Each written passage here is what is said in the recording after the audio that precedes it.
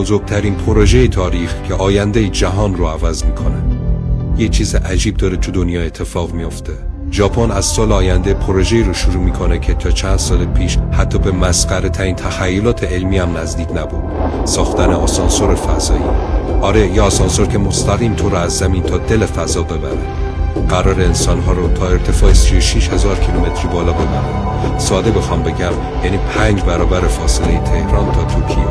ساختنش از سال 2026 شروع میشه، اما چون اندازش خداست ممکنه تا سال 2050 طول بکشه.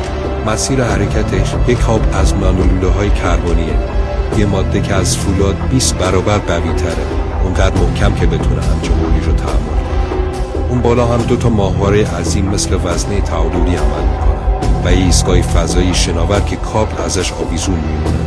جالبه بدونی ژاپنی از سال 2018 این نسخه کوچولو ازش رو تو مدار تست کرده و همون آزمایش کوچیک الان تبدیل شده به این پروژه هیولا. پروژه‌ای که انسان‌ها رو مثل خدایان یونان باستان تو آسمون‌ها مستقر میکنه. آینده دیگه نزدیک نیست، چون رسما داره ساخته میشه.